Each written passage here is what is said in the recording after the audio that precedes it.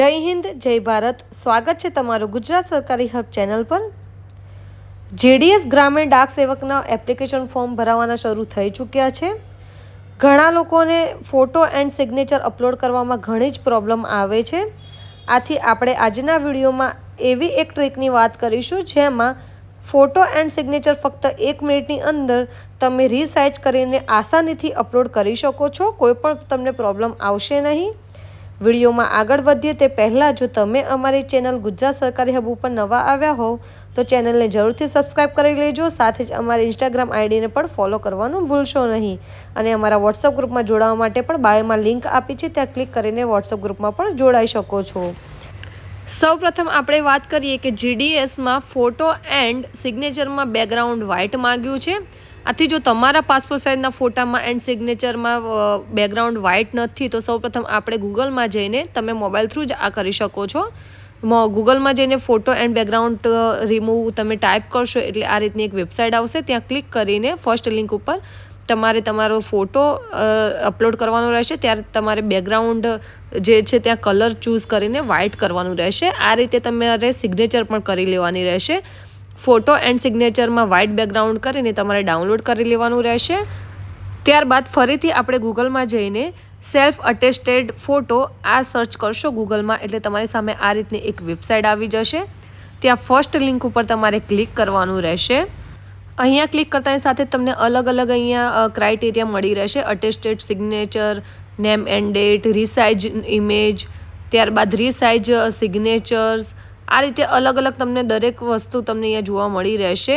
Resize image in KB, resize image in 3.5 સેમી and 4.5 સેમી, postcard માટે image resize કરવું, ત્યારબાદ રીસાઇઝ સિગ્નેચર, ત્યારબાદ સિગ્નેચર એડિટર 300 DPમાં, અગ્નિવીર ફોટો રીસાઇઝર, ત્યારબાદ crop image, SSC signature and photo resizer, universal image cropper, ત્યારબાદ JPG two PDF, આ રીતે દરેક ફોર્મેટ તમને અહીંયા મળી રહેશે। આમાંથી આપણે સૌપ્રથમ ઇમેજ રીસાઇઝમાં જઈશું। ઇમેજ રીસાઇઝમાં ગયા બાદ આપણી સામે એક પેજ ઓપન થઈ જશે। અહીંયા તમે જોઈ શકો છો કે અહીંયા હાઇટ એન્ડ જે લેન્થ છે તે અહીંયા DPI બધું જ અહીંયા આપેલું છે તે આપણે અહીંયા ચેન્જ કરવાનું રહેશે। આના માટે આપણે જે જીડીએસમાં ફોટો અપલોડ કરવાનો છે તેના માટે તમારે આ જે પિક્સલ છે એ પિક્સલમાં જવા દેવાનું છે। 320 હાઇટમાં 400 અને DPI તમારે 150 કરવાનું રહેશે। આ રીતે તમે આટલી સાઇઝનું કરશો અને ત્યારબાદ અપલોડ ફાઇલ ઉપર જઈને તમે તમારા મોબાઈલ કે લેપટોપમાં જે પણ તમારે ફોટો સિલેક્ટ કરવાનો હોય એ ફોટો સિલેક્ટ કરીને તમારે અહીંયા રીસાઇઝ ઉપર ક્લિક કરવાનું રહેશે। ત્યાં ક્લિક કરતાની સાથે જ આપણી સામે એક આવું ઓપ્શન થશે ક્રોપ, એટલે તમારે જેટલો પણ તમારો ઇમેજ ક્રોપ કરવાનો એ રીતે તમે સાઇઝ અહીંયા સિલેક્ટ કરી લેશો। ત્યારબાદ તમારી સામે આ રીતના 3 ઓપ્શન આવશે।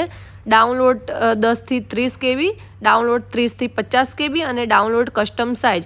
તો આપણે જીડીએસ માટે ડાઉનલોડ 30 થી 50 KB ઉપર ક્લિક કરશો એટલે તમારા ફોનમાં કે લેપટોપમાં તમારો આ ફોટો છે એ ડાઉનલોડ થઈ જશે અને આ ફોટો તમે જીડીએસના એપ્લિકેશનમાં અપલોડ કરશો તો આસાનીથી એક જ વારમાં તમારો જે પણ ફોટો છે એ અપલોડ થઈ જશે। આ જ રીતે હવે આપણે સિગ્નેચર અપલોડ કરવાની આવશે। તો સિગ્નેચર માટે રીસાઇઝ સિગ્નેચર જે 140x60 પિક્સલ છે ત્યાં આપણે ક્લિક કરીશું। સિગ્નેચરમાં તમારે અહીંયા 300x120 અને પિક્સલ જ જવા દેવાનું છે। ત્યારબાદ DPIમાં 200 રાખવાના છે અને અપલોડ ફાઇલમાં જઈને તમે જે પણ પેલું બેકગ્રાઉન્ડ રિમૂવ કર્યું હતું અને વ્હાઇટ બેકગ્રાઉન્ડવાળી જે પણ સિગ્નેચર આપણે ડાઉનલોડ કરી હતી તે અહીંયા સિલેક્ટ કરશો એટલે ફરીથી તમારી સામે જે રીતે ફોટોમાં ક્રોપ કરવાનું ઓપ્શન આવ્યું હતું તે અહીંયા સિગ્નેચર ક્રોપ કરવાનું ઓપ્શન આવશે અને તેને પણ આ રીતે 3 ઓપ્શનમાં તમારે ડાઉનલોડ કરવાનું આવશે। તો તમારે પણ સિગ્નેચર અહીંયા 30 થી 50 KBનું જે ઓપ્શન છે ત્યાં ક્લિક કરશો એટલે ડાયરેક્ટ તમારા ફોનમાં આ સિગ્નેચરવાળો ફોટો છે તે ડાઉનલોડ થઈ જશે અને આ પણ તમારે આસાનીથી 1 ટાઈમમાં તમારા જે જીડીએસનું એપ્લિકેશન ફોર્મ છે તેમાં સબમિટ અપલોડ થઈ જશે।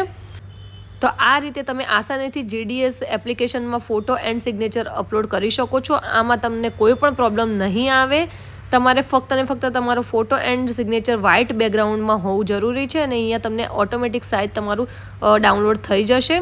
તો આ રીતે એપ્લિકેશન કરવામાં તમને કોઈ પણ પ્રોબ્લેમ જણાય તો જરૂરથી અમને કમેન્ટ બોક્સમાં કમેન્ટ કરજો અને આ રીલ્સને વધુને વધુ લોકો સુધી શેર કરજો જેથી તેઓ પણ આસાનીથી ઘરે બેઠા મોબાઈલ થ્રુ આ એપ્લિકેશન કરી શકે અને તેમને પણ ફોટો એન્ડ સિગ્નેચરમાં કોઈ પ્રોબ્લેમ આવતી હોય તો તેમને પણ મદદ મળતી રહે. તો આ માહિતી તમને ઉપયોગી અને હેલ્પફુલ લાગી હોય તો જરૂરથી અમારા આ વિડીયોને લાઇક કરજો. સાથે જ અમારી ચેનલ ગુજરાત સરકારી હબને લાઇક એન્ડ સબસ્ક્રાઈબ કરવાનું ભૂલશો નહીં. અમારા વોટ્સઅપ ગ્રુપમાં જોડાવા માટે અમારા બાયોમાં લિંક આપેલી છે, ત્યાં તમે ક્લિક કરીને વોટ્સઅપમાં જોડાઈ શકો છો. સાથે જ અમારા ઇન્સ્ટાગ્રામ આઈડીને પણ ફોલો કરવાનું ભૂલશો નહીં.